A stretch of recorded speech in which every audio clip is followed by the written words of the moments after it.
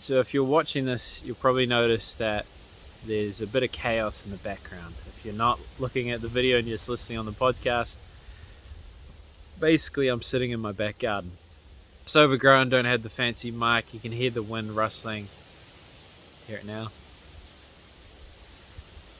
But I just wanted to use that opportunity to talk about something that I'm really passionate about, and I think there's a real need for it out in society, because a lot of people I come across either don't have the tools to navigate the uncertainties of life, because irrespective of who you are, at some point tragedy will touch your life, and how do you navigate through that?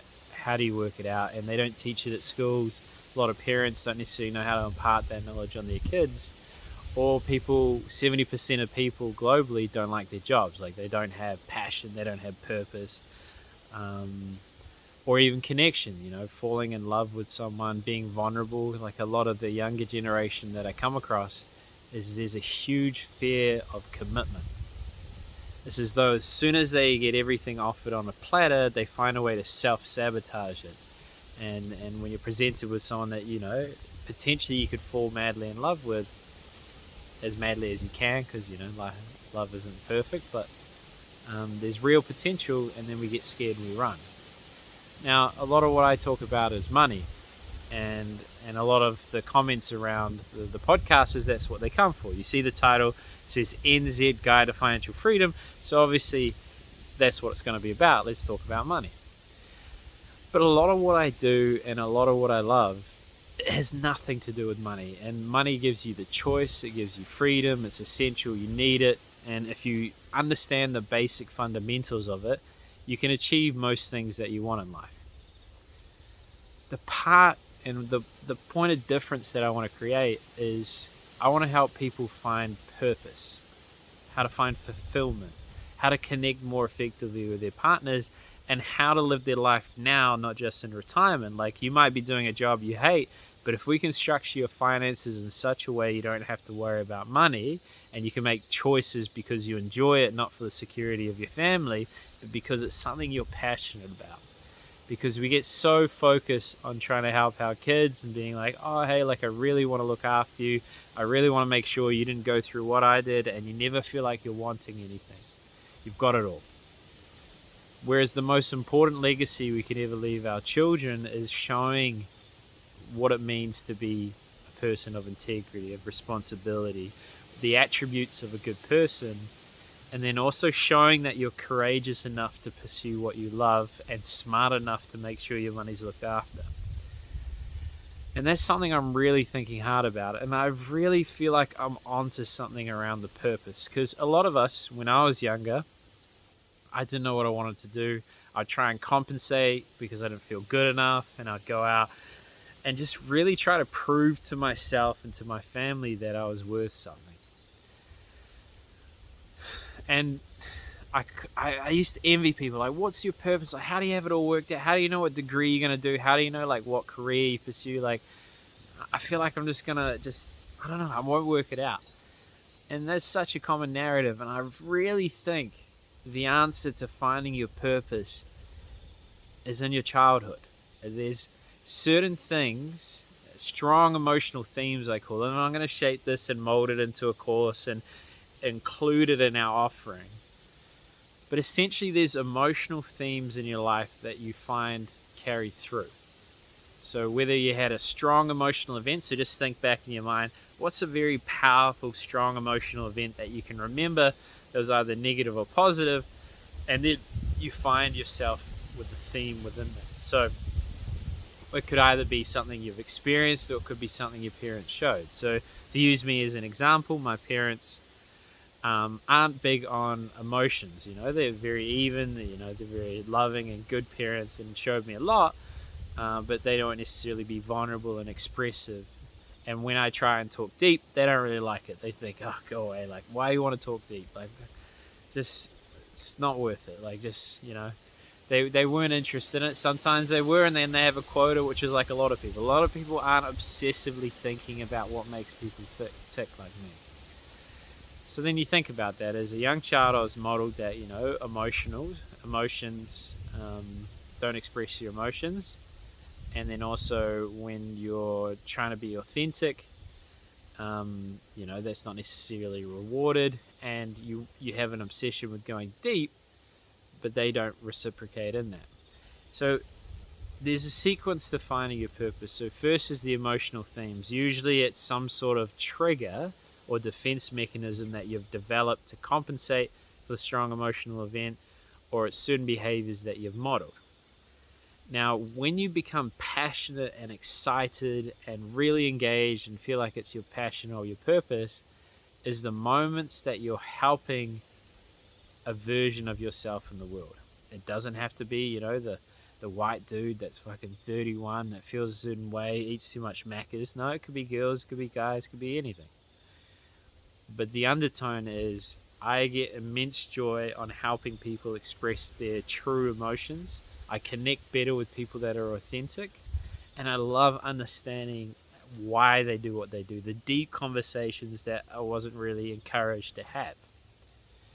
So if you use that to reflect on your life, certain aspects of your life, the strong emotional events, and then how that shaped your reaction to the world. And it's not always easy, and you maybe need someone to help guide you, but just use that as a hypothesis, because the more and more people I talk about that, is so common. It's just crazy how there's this aha moment where it all links back to the compensation that you've created as a child and your desire to fix that within yourself by helping others in the world. Essentially, you're helping the childlike version that you see in the eyes of others. That's not to say that they need to be younger. That's not saying you're better or worse. It just means you're really alive when you do it. And there's a crossover between that and talent, because effectively talent is really just repetition with focused effort. Now, me, I'm obsessively thinking about, is this person genuine? What are the underlying emotions? What's really driving them to do what they do? How am I impacting others? So I'm just obsessively doing these repetitions, these 10,000 hours over and over and over, so you generally have a bit of a talent in that field. Now, that's not easy to be like, hey, I can find a job from this, because that's what we would do. We're like, okay, I got a job.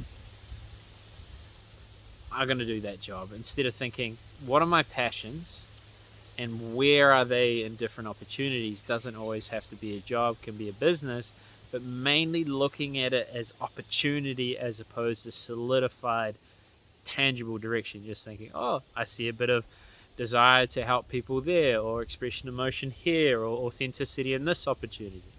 And then when you assess the opportunities, comes through the framework, which is your values.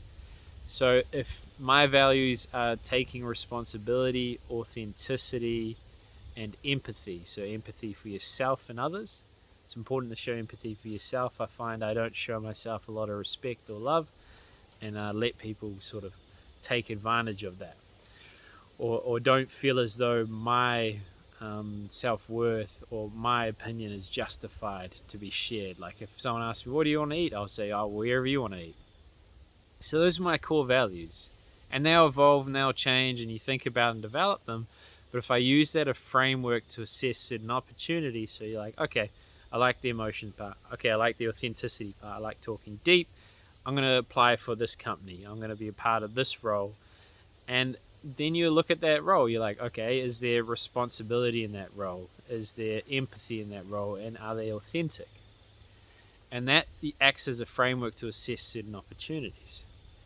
And then the next piece of that becomes, okay, where is the opportunity and how can we attack the opportunity without limiting, without the experience? You might not feel ready, because often when you're pursuing your passion, something that you put off your whole life, like I said, 70% of people don't actually like their job and they put it off.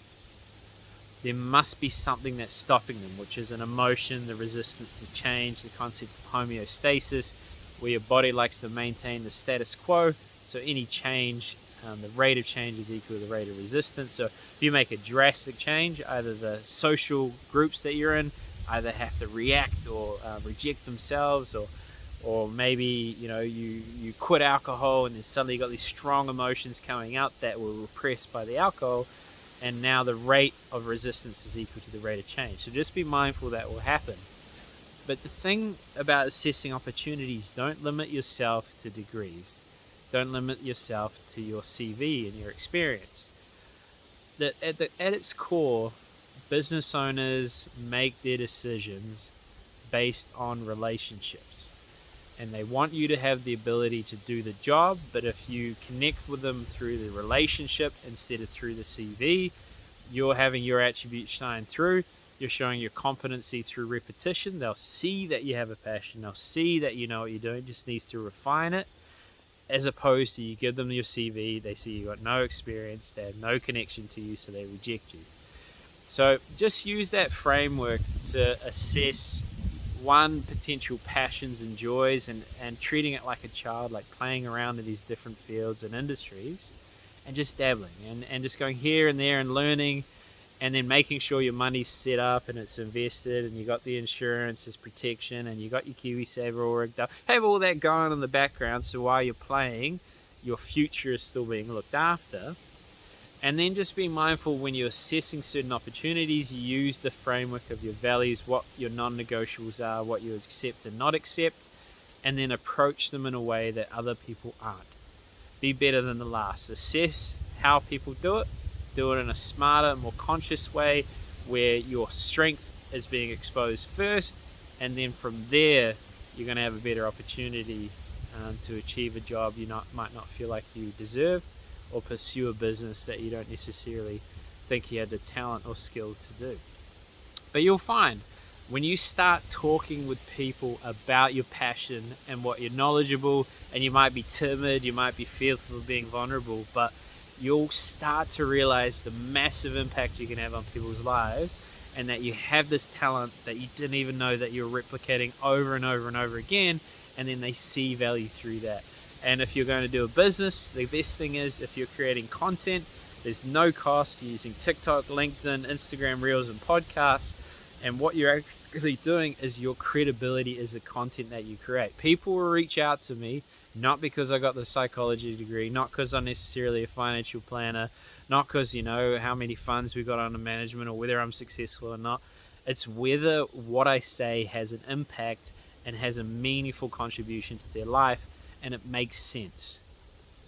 So for all those of you not sure where to go, use that framework as an opportunity to start.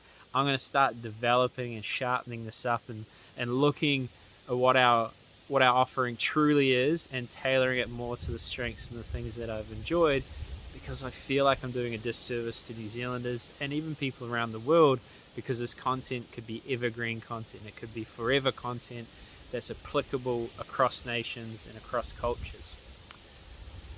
So yes, I feel sick. I probably have COVID, but it gives me time to have quiet contemplation. So I appreciate everything that you guys have done by listening to the podcast, supporting it, promoting it. All the people listening on TikTok, YouTube. Without you, I wouldn't be able to do this. So from the bottom of my heart, thank you.